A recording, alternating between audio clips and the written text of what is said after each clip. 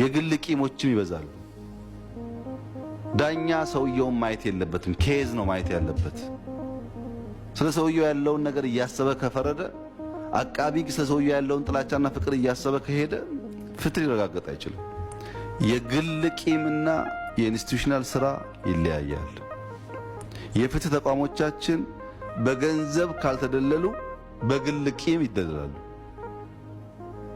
አንድ ዳኛ በደም የሚያስብ ከሆነ፣ አንድ ዳኛ በውቂያ የሚያስብ ከሆነ ገንዘብ ቢቀበልም ባይቀበልም ኮራፕትድ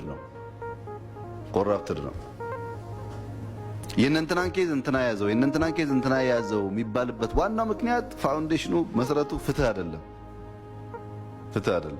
ይሄ ነገር በፍርድ ቤት በአቃቢ ሕግ በፖሊስ በምናምን ሰፊ ስራ ይፈልጋል። ገና ነው። እኛ ስለ ፍትህ ልናወራ ውርቱፋር በብዙ ፋክት በብዙ ማስረጃ ልከራከራችሁ ይችላሉ። ስለ ፍትህ ልናወራ አንችልም።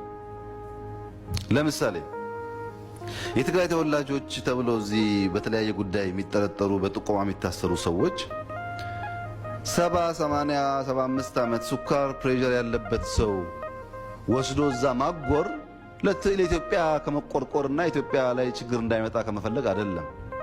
ሌብነት ነው። ሀብታም ሀንት እያደረጉ ማለት ነው። ይሄ አይጠቅምም ለኛ። እንደዚህ አይነት አሰራር ጥቅም የለውም። ራሴ ተበድያለሁ እያለ ያላዘነ የሚውል ህዝብ በጣም በተጋነነ መንገድ በደል የሚፈጽም ከሆነ ቪሸስ ሰርክል ነው። አንወጣም ከዚህ ጉዳይ ውስጥ አለ። ይሄ ፍትህ ስርዓት ውስጥ በርካታ ሰዎች ካላግባብ ይታሰራሉ። አይጠቅምም። ይሄንን ነገር አንዳንዴ ፖሊሱ ያደርገዋል፣ አንዳንዴ አቃቢ ሕጉ ያደርገዋል፣ አንዳንዴ ፍርድ ቤት ያደርገዋል። ዘሆል ፍትህ ስርዓቱ ግን እንትን ነው።